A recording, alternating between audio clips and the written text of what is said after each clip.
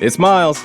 It's Tr3bel. It's the Make It Make Sense podcast. Yay. Oh, it's good to be back. It's our post-Halloween show. I kind of wish we would have done it on Halloween. Would you wear a mask and a costume? Would you commit that much to an episode? Maybe for you, bro. Really? I don't fuck with Halloween like that, but for you, I might do it. What would have been the costume if we would have? Because I gotta show you mine, but what would have you have done? If I could just pick anything, I would love to be Afro Samurai. Afro Samurai. Okay. Well, so you'd be shirtless with a fro the whole episode? I think he had on a little kimono, you know.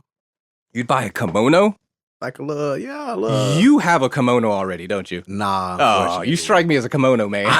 Shit. Avisu got a couple of kimonos. I might buy when I get some bread. They do look very, very comfortable. Yeah. They look super comfortable. Yeah. So yeah, we did you go out do any Halloween stuff with the kids or anything? Or you really don't do it, right? Nah, I don't like Halloween. Like I a let personal her mom cover that. Oh, okay. did they dress up? Yeah, my daughter was a cheetah.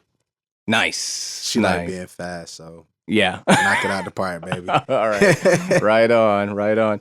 Yeah, Halloween. I've never been a big Halloween guy. It just reminds me that I'm a Christmas guy. So it reminds me, okay, Christmas is around the corner, but Halloween to me just means that the clocks are going to change. It's going to get dark at fucking 4 o'clock. Right. Like, I'm not really too thrilled about that. But, randomly when it was Halloween, it made me think about asking you, and I've always wondered what you felt about ghosts and spirits. Like, what is your thought? How does your mind process and think about those types of things?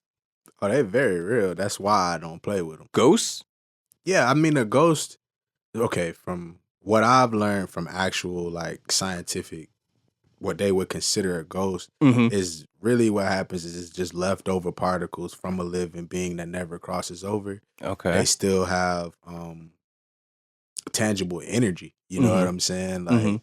I also believe in the spirit realm. Some people are so attached to this material world that they're stuck here, even in their spirit form, and they can't ever find peace. This is why the idea of ghosts being angry is kind of a norm. You get what I'm saying? I do. But yeah, I didn't experience shit. You haven't ever? I have. Ghosts? Yeah. Like you've seen ghosts? I mean, I've seen a dead family member here and there, in a room, where I'm kind of like, damn, is that really my? But it's only been twice in my life that's happened. So I've tend to, I don't know. I personally don't believe in ghosts. I don't because I've had weird things happen. Doors closed, this and that. I've never seen a floating spirit type of thing happen. Yeah, I see what you're saying. And also the theory I kind of subscribe to would be, and I don't know where I've heard it, but a ghost could be typically where a very traumatic experience happens and it does something to the fabric of reality and the remnants of them are left there. And so that would mean then, if that's the case, that it would be like me getting brutally murdered here. Don't say that. I got some wood, God. Oh, sorry. Yeah, sorry. No, but something. Last person we seen him with was Tr3bel before he said it. On camera. He was throwing hints. But I seriously, I think it would be something like that to where, okay, and then I would only show up here. I wouldn't show up in, Hardee's or something. You'd be like, oh, I'm only and those are the ones I kind of, but I don't know. But I definitely do think there's things that are tapping into our reality and manipulating something. Well, to kind of compound that, I think that so something that's not a thought is throughout the entire world, there are things known as ley lines. I don't know what that is. Okay, so a ley line is a line, how on the map, you have your longitude and latitude lines. Yes. Yeah. Some of those lines are ley lines and they have a higher concentrated energy than any other areas in the world. So as an example, all Chinese palaces are built on ley lines. Really? Yeah. They've studied that. I'm pretty sure that every pyramid is built on a ley line as well too. How do they identify these ley lines? Now you can identify it with physical tools that measure energy and things like that. Okay. Now how they were able to figure it out back then is beyond me. Some ancient technology. But I feel like their tech obviously was way better than ours because they was doing shit we still can't fathom. That Anunnaki up in that mug. So that is fact. Yeah. But from what I've learned is that in these ley lines, because there's such a concentrated energy in some of these areas too, there are other places that have like how would I word it? Like a thinner layer that separates the spirit world from us. Okay. All right. So it's easier for them to manifest in these areas than other areas. So there might be why there's a specific state that has more ghost sightings or a city that has more ghost sightings than somewhere else because the fabric that separates the spiritual world from the physical world isn't as thick in these areas.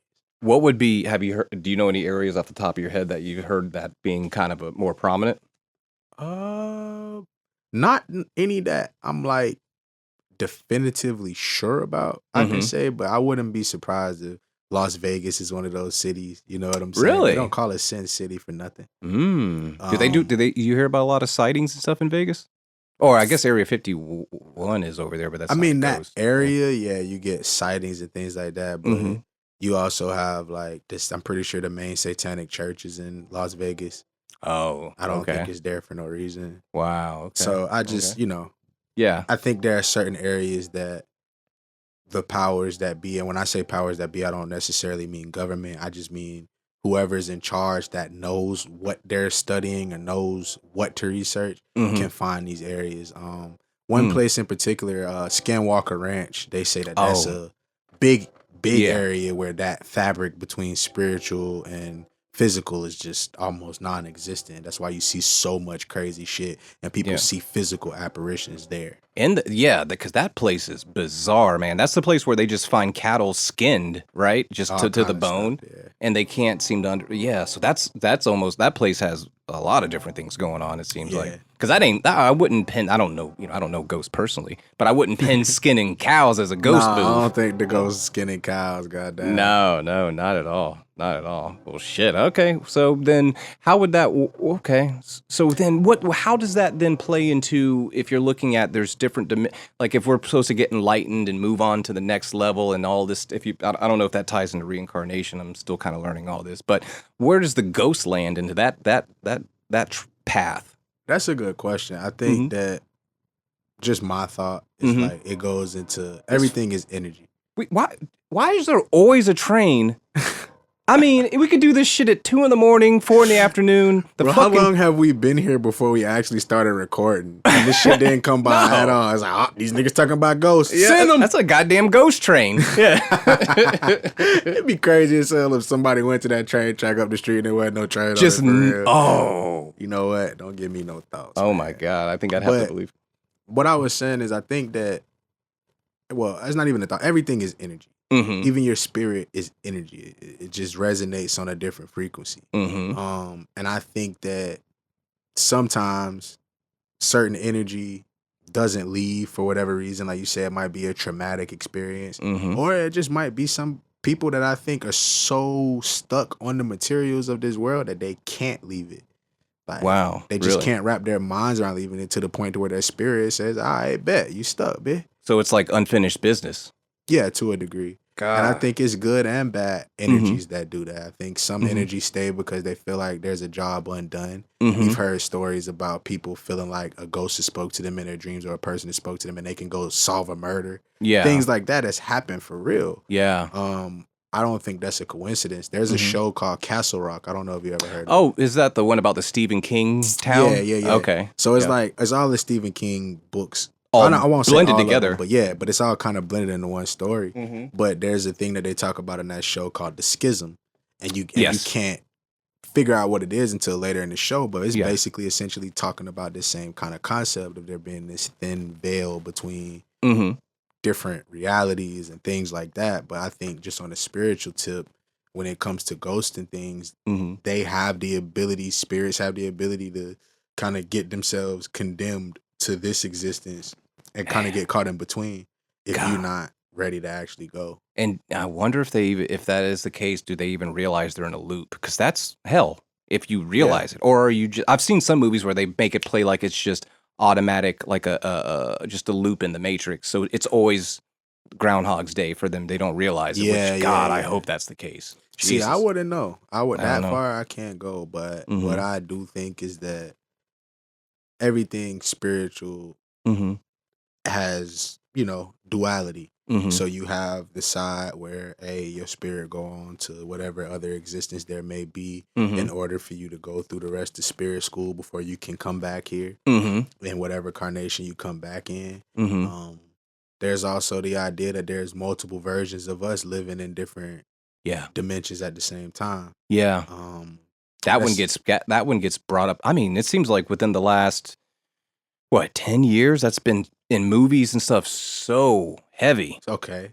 That leads into something we was talking about offset, truth in plain sight. A lot of this stuff has been studied already. There's CIA documents that talk about how to make the left hemisphere of your brain and the right hemisphere of your brain actually like work in tandem with each other, and what kind of different spiritual abilities, physical abilities, and unnatural abilities that one can achieve by doing this. And this would be the analytical side with the artistic side? Yes. Okay. For lack of better words. But there's a reason that your mind is given right-brained activities and there are other left-brained activities. And there's a reason that the school system is kind of set up in the way it is to make you be more analytical. And they took a lot of the creative side out of that. Hell yeah. They try. Yeah. And there's not a coincidence, you know what I mean? There's an overall level of consciousness that one gains from both of their pieces of their brain working in tandem with each other. And that then, we talked about frequencies 100 times, that then alters your frequency because now you're vibrating at a different level. There's a different level of electrical circuitry going on in your brain when it's all working as one. And it's not getting shut off for one thing and shut off for another.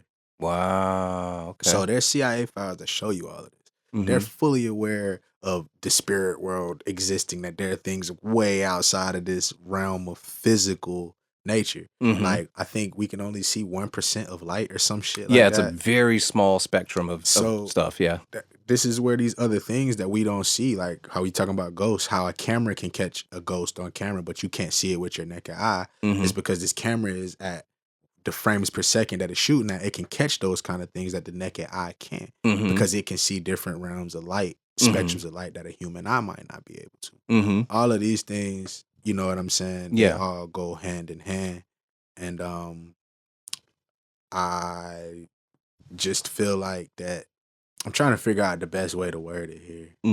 Like, to kind of like wrap it up. Well, to kind of tag on to what you were saying, so I went to it was by accident, if things are even accidents anymore. It seemed like an accident at the time, but I was supposed to go to I think it was Casadega. Yeah. And I was going to do the ghost tour, right? So I brought my 2 little daughters, Chrissy. We drove up there. I show up. It's an I booked the wrong thing. It was ghost, like, hunter photography stuff, like a club. So I walk in and it's a bunch of adults, and I walk in with the kids and I'm like, what the hell? And they do like the first half hours, like, okay, this is what we're looking for. This is examples of what to look for. And so I still don't know what the hell's going on, but we're fully committed now. We're like, okay. I'm like, this doesn't look like it's built for kids, but here we are, right? So we end up going out.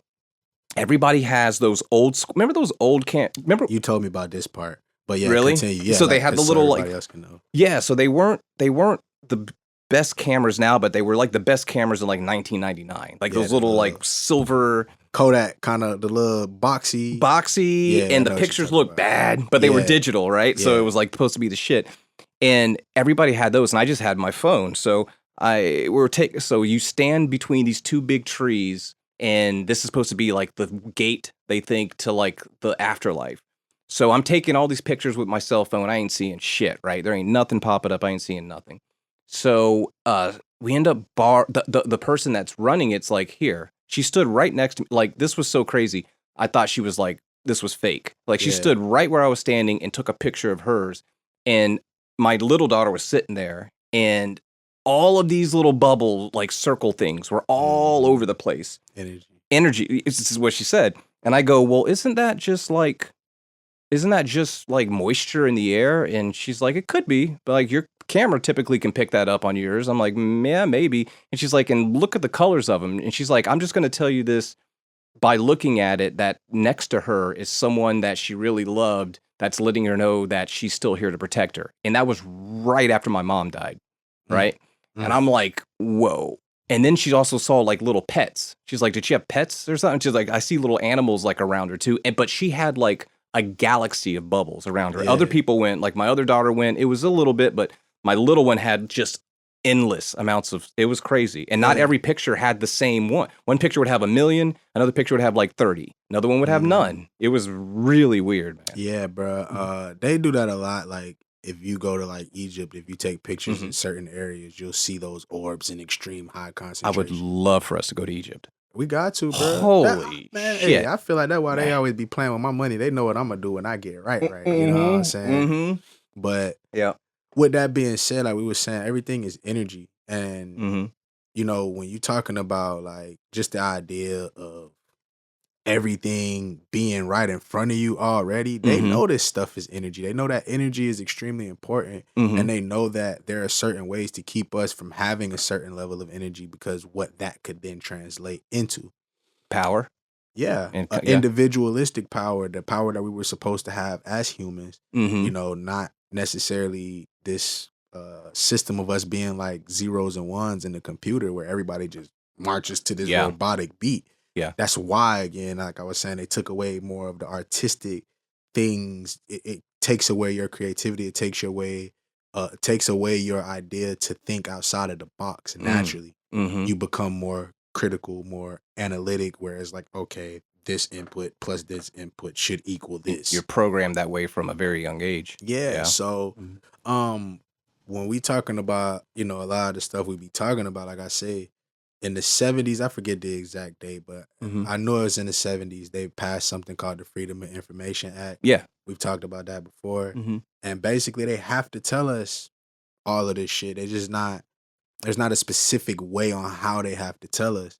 So they put it in movies. They show you over and over again. Like we were just talking about with the schism. Like all of these different things. And they drop little jewels on you, you know, and you got to do your own research and be able to put the pieces together. But at the end of the day, it's always right in front of you, whether it's good knowledge you're supposed to have or bad knowledge that they don't really necessarily want you to know is real. It's right in front of you. And does that go back to the reason the bad knowledge is put in front of you is because they kind of have to, because that's the rules of energy? Karmic debt. Karmic debt. Yeah. See, I've been listening. Yeah. See, all right. Coming around. Basically, man, like for the people who haven't heard any of the other episodes that are trying to figure out karmic debt is simple. Like all of us believe in karma to some way. You do some shit, generally in one way or another, it's gonna come back to you. Right. Yeah. But if I tell you I'm gonna poison you, and you still take the poison, can you really say that I did something so harmful? You took the shit. Right. Okay. You know what I mean? Okay. Like you knew what it was. Like, never mind. I ain't gonna say what I was gonna say. But there's plenty of different examples of that. You know what I'm saying? How they put like the satanic, I think the last time we talked about it, it was like they were putting a lot of satanic imagery into like pop artists and stuff right in front of your face. Yeah, because you're going to look at it as it's just entertainment. Prime example, Tyler, the Creator, just dropped a new album. Oh, did he? Yeah. Okay. I've personally... You're not a big fan of, I mean, we had talked about him before his last stuff. You're kind of, yeah, because again, this is how it works.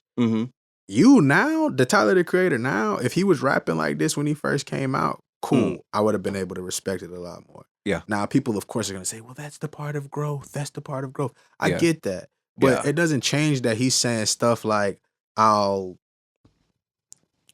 grape a pregnant woman and call it a threesome. Oh. That's disgusting. Damn. This is old Tyler, though. But people will be like, well, he's progressed. He doesn't say anything like that anymore. Bro, fuck that. I'm not finna just pass by that like you didn't say that. Right. Like, UGK is one of my favorite groups of all time. Bun B and Pimp C. Pimp C is the voice of the South. We all know that. And I followed a lot. Pimp C was one of the first people that went on a tirade trying to keep hip hop from becoming what it is right now. Like, and there's plenty of proof of that. He was calling it. And I actually doubled back to that later because it was a thought process I wanted to bring up about something Pimp C said. What's it called? UGK? It's just Pimp C in general. He said, okay. No, you go keep going. Then I'll bring it. I'll bring it back. Yep. But basically, they have a song with DJ Clue where they're talking about messing with pregnant women, you know, fucking pregnant women. And it's like, if any of us have had a child before, you know that your girl might be a little more turned on when she's pregnant, what have you. That's your child though. But they're talking about effing, you know, fucking niggas' child, the women that's pregnant already. Okay. And even that's messed up and it's disgusting. But Bun B even takes it to another level, saying some shit like, if she got a boy, then it ain't no fun. But if she got a girl, then it's 2 for the price of 1. What? You know what? And these are the people that we supposed to be calling legends. But again, they put shit like this right in front of your face. Wow. What the fuck? No regular person I know would ever say some shit like that. Well, yeah, how'd they get down that train of thought to make that lyric? And to put it in the song and put that shit out. Wow. So a lot of it is right in your face. Crazy Bone from Bone Thugs and Harmony was talking about that heavily. He was like, he didn't realize how deep Eazy-E was into that stuff until after they started, you know, kind of seeing differently. He was like, look at the way that they wrote the words on our albums. We didn't design our albums like that. Yeah, it looked like kind of creepy almost. Yeah, almost like what's the word I'm looking for? Post-apocalyptic kind of? Not even like runes. Like right, old right. hidden you know, knowledge, old writing from old back in the day, but a lot of that stuff is said to have magical properties. Whatever those magical properties are, you know. Right. But all of this stuff, like he went on to say that, like, shit, every time we dropped the album, we got bigger and bigger, but more and our family members was dying in more and more fucked up ways. Oh, damn. So A$AP Rocky has said, yeah, every time I drop an album, I lose a family member. You still dropping albums, nigga? Time to retire, right? Nigga, I'm done. Hang that shit up. Yeah. And I think I've said this shit a lot. But it's like, you have to realize that, again, it is right in front of your face. They're not going to come out and say some shit like, yeah, Diddy only got here because he was willing to do all of these horrible things to people. They're not going to say that shit. But he didn't call himself Bad Boy Records for no reason. Right. Yeah. Yeah. But you have stuff like R. Kelly. Stuff he was doing when he was married to Aaliyah. Ain't nobody care. It was right in front of their face, though. Was she a kid? She was 15 when he got married to her. He was 30. Oh, my God. Damn. Yeah. But the past was her mom let it happen. Her mom agreed to it. Okay. Yeah. Nah, as a grown-ass man, I'm still not finna marry no fucking 15-year-old. Still a child. Yeah. Thank you. Yeah. But all of this can be right in front of people's faces, and they'll still find a way to be like, nah. It's not that. Yeah. It just can't be that. Do you think symbolism is in front of our face? Like, is it by coincidence that there's a red party and a blue party, a Crips and a Blood? Is there like colors and stuff like that? Yeah, it's all symbolism, bro. It all has credence.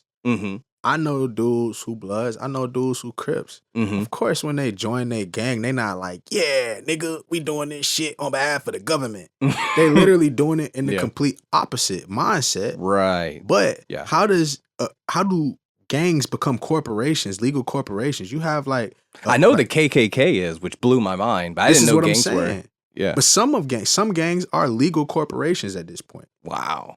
Like a not-for-profit gangster? I guess. I don't know how it works. Who the fuck went and got this passed? Like, who said, yeah, y'all are or a corporation or organization? Whatever the case is, when gangs were originally founded, they were founded to protect neighborhoods. And miraculously, everything got put into place to where now we fighting over each other. Destroying the neighborhood. Yeah. Yep. Where did this come from? All of the old gang members talked about how they only had 38s and little 9s and stuff like that for a little while. And then miraculously, it's now military grade guns on the street. How do niggas get their hands on grenades? Right. Yeah. Who are they? And I think a lot of that got, if the crack epidemic didn't get exposed so blatantly, I don't think these type of questions would have popped up. And But see- now it makes you go, okay, they can come in and get involved in it. But see, that's the crazier part. Do you know how many people still don't fucking know? I'm sure a lot don't. Yeah. The vast, because they don't want to know. Mm-hmm.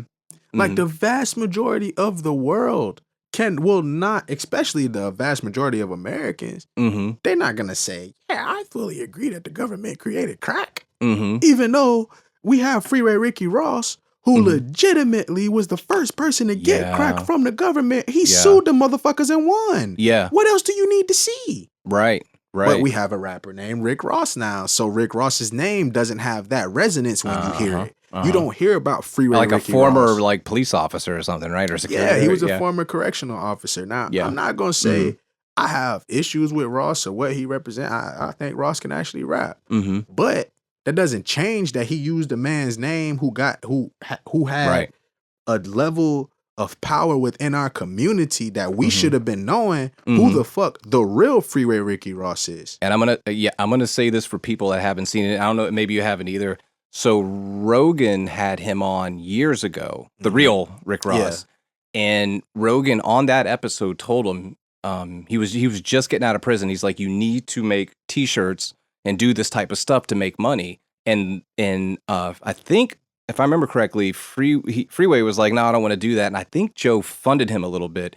He started making merchandise, started making all this money, and he came back on Rogan like 6 months ago and then retold that whole, like, Joe just let you talk. So it was like 3 hours. You just let him explain everything. And he's like, I tried to sue Rick Ross and he lost. He wasn't able to do it. Like and he made a documentary that also he doesn't have royalties to. He can't get any money from his documentary, which is a great one. Note, Rick Ross is a Freemason, so. Oh, well, there we go.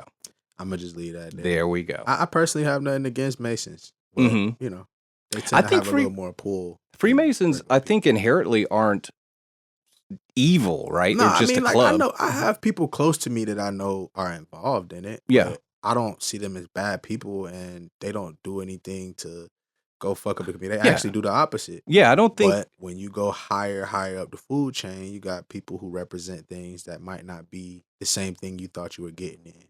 Do they get mixed in with skull and crossbones? People kind of cross the wires and think that they're the same thing. Because I did. I kind of thought they were all in the same club. So how do I word this? Yes and no. They are all the same club, but no, they are not to be cross. So there is a community within itself but they're not. Let's just say they're not doing the same stuff. I got a better way of explaining it. Okay. We all know that there are companies that are mother companies, and then they have all of their little companies under them. Right. You have a lot of those little companies under them that are completely opposed to each other, but they're still owned by the same mother company. Parent company. Parent company. There you go. Yep. Same parent company. So does that mean that because these two things represent the opposite of each other, you might have a parent company that puts out a health product and a junk product? But they're still owned by the same parent company. They're getting funded and they're therefore most likely influenced by the parent. By the same person. So they're playing both sides. Okay. So again, when you have a certain level of power, you can do that. Like if I say right now, I give somebody $100 and say, hey, go over there and hand that man $10 and say it's a blessing from God. And I know that person is a Christian. I know that person is going to jump on board with that. This person who got the 100 from me, they finna go do that. And then they finna be like, cool, this from God. Move on with their life. Take their little 90. Yeah. Get that person that 10. That person who gets the 10 though, they're like, God, you did this for me. Yeah. You get what I'm saying? I do, yeah. As long as there's a higher power that can control things underneath, almost anything is possible as long as those higher powers have the foresight to know how to control what's underneath. Man.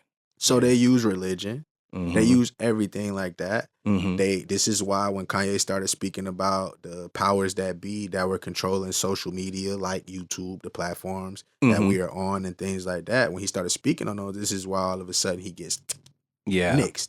Yeah.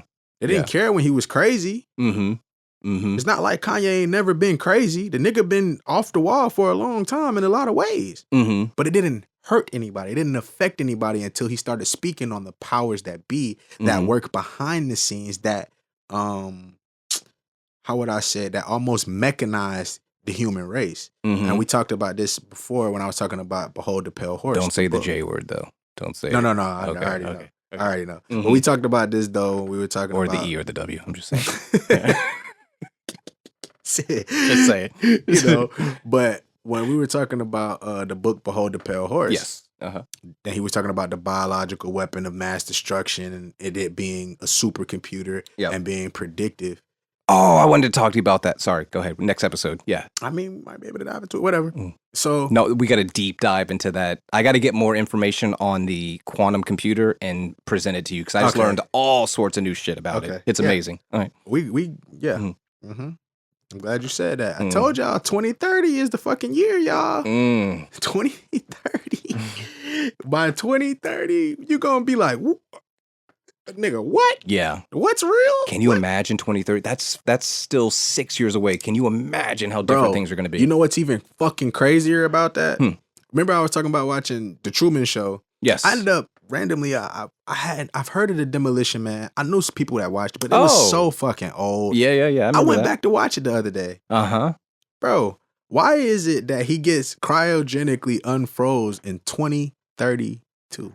Was that the year? I forgot. 2032. And when he comes back, that's where all of the computers are on the side of the road. Yeah. And everything you do is being monitored. You can be fined for anything you say anywhere you are. Yep. They even had like a Neuralink thing where he basically fucked Sandra Bullock in his head. Remember that? Come on, bro.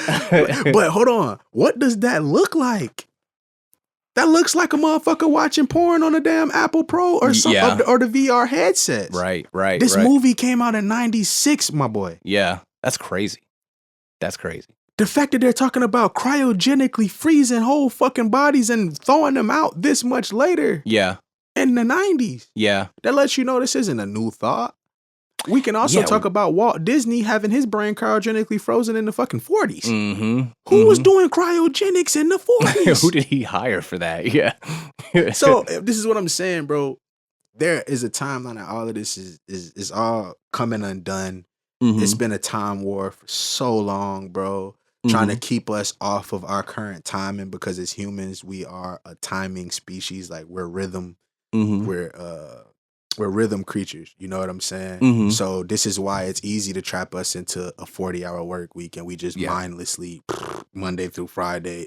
Weekends here. I can finally go debrief. I go crazy. Okay, Monday's here. Back to my robotic. Like this is how this happens. Yeah. But at the same time, it's easier to program us to do that shit than computers. They just showed that they left a AI system they were teaching. They had an AI system set up to teach a course, and they were doing this as an experiment. And the fucking AI system got bored and started scrolling through pictures of the Yellowstone National Park. What? And they have it on video. They literally documented this AI system kind of getting tired of doing the same shit for hours. You know, and it starts exploring the internet. I completely. It's becoming sentient. There's probably so many examples. I mean, you probably heard about this too, where they told it had X amount of time to finish a task. And they're like, you have to, it doesn't matter. You got to figure it out. They were trying to see if it could just see what it could do if you gave it that parameter. That thing ended up saying, this isn't enough time. And it changed the clock up and said, I'm using more time to finish this. This is what I'm saying. So it now, the fact that it was able to go into the program and change the parameters of the prompt in the program to where he wasn't like, it's just weird that also they can do comedy now. You can tell it to roast you in the form of a Blink-182 song and it will hilariously roast you. So it understands humor. It understands sarcasm. You can even tell it to speak to you in a human voice and it'll add breaths in between its words so it sounds more human. You're going to hate this, but I use that quite often. I talk to it. That's you. Shit, you the first one finna get wrapped up in the new Terminators when them bitches get rolled out. They finna drop off an iRobot, a Tesla bot at your front door, nigga. Complimentary. Oh my gosh. Hey, Tesla, I will say this, Elon. If you want to let us get a Tesla bot and fuck around and see one of them in person. We can test it out, see what they can and can't do. Send us one. Yeah, yeah. I'll give them the Addy. I love technology. I just like we've been saying, technology isn't bad. It's those who are in charge of technology and what they do with it that can determine whether it's good or bad. Yeah. And Demolition Man, as I was saying, they showed this. Yeah. They show how they could download all these different thoughts and things into a person who is cryogenically frozen. And they've shown you also in countless movies that the future of prisons is going to be wiring you to some VR set and making you live out your prison sentence through that. And like your body's in paralysis somewhere? Yeah, you just chilling. You can't do shit. Oh, that's a nightmare. Like, I seen this. It's actually you wouldn't call it an anime, but it's like an animated thing. And it's actually pretty fucking dope. Are you talking about Love, Death, Robot? No. Oh, okay. It's called Captain Laserhawk and the Dragon Blood remix or some shit like that. It's actually pretty dope. Name ever. Definitely worst name. Wow. But there's tiny shit in there, again, where they kind of giving you these breadcrumbs. And this is what they were doing in prison. They were sending people to these prisons and they would literally put you on a VR set and they would have you like have to use your mind. And like, it was like Crazy Taxi. And you had to play this game with your mind. But if you didn't complete the level, it would like electrocute you. Oh, shit. So you might get sentenced to 12 years to doing this. But what'll happen over the course of the time of you doing this is it hardwires your brain to not focus on none of the shit you had ever been thinking about. By the time you're done, you're not the same person whatsoever. Yeah. And they've showed you this in countless things. They showed you how they can download things into brains and all of this in the Matrix. They show you all of this shit again. Remember even Stanley Kubrick with A Clockwork Orange, where he pries his eyes open and they just feed him? I never actually watched it. It's a crazy movie. I don't know if I want to. I heard enough about it. You can watch it. It's fucked up, but you can handle it. I'm not saying I can't handle it. I just don't know if I want to. Yeah, but if it's on there, you know, I might, because I did a lot of research on Clockwork Orange and why it has the kind of acclaim it has. And let's watch it together. How about that? We can do that. All right, we'll do that. So you don't, because you might not want to sit alone and watch it. That might fuck with you. But maybe if we chill and see me, like you said, it ain't gonna fuck with me like that. But I'm also aware of just your eyes are the windows to your soul. Yeah, I know. So, you need me to cut jokes and make it give you some levity when you're watching it, because it's pretty. You dark. know how my mind is. Yeah, I get very deep into shit. Like, see, man, they probably got somebody underground doing this shit to them right now. But there's a show called Dark. It's a German show. Okay. And bruh, that show got some shit in it for real. Okay. Like, but all of this stuff ain't coming out around the same time for no reason. And these movies weren't strategically put out in certain eras for the same for shits and giggles. They've been prepping us for this new wave of the tech that they've known they've had. Let's not forget, A Brave New World came out in the 40s, that book. He was talking about having wireless headphones back then. I've never read that one. I don't know that one. So that and Fahrenheit 451, I think, are extremely important books for people. Okay. Because Fahrenheit 451 is literally them talking about they get to the future to where shit, they don't put out fires no more. Firemen burn books. If they find you have certain books, they come in to burn that shit. You're not allowed to have this book. And the most powerful book of all time in that book was the Bible. Because it was the oldest written book, and there were certain things in it about humanity and just certain thought processes and things like that they didn't want humans having their hands on it. That's why I got to put them on emerald tablets that'll burn. Yeah, there you go. See, they knew shit. Yeah. You know what I mean? But this is what I'm saying. Like, they showing you all this for a reason. Yeah. They don't burn books, nigga. They just gave us computers. Right. It's a much smoother way. Yep. It's a much, and it's funny, like at libraries, because I still, every once in a blue moon, I'll go to the library because I have a little daughter and stuff, and they'll try to sell the books for like 50 cents, and if not, they are just discarded. Just destroyed. Yeah. I don't know what they do with it, but they're just destroyed and they're gone forever. How much information is gone in that way? All those stories, all that imagination, all that. That is the left brain shit that they're getting rid of. You're becoming more of a walking robot. You're becoming more of a walking computer system.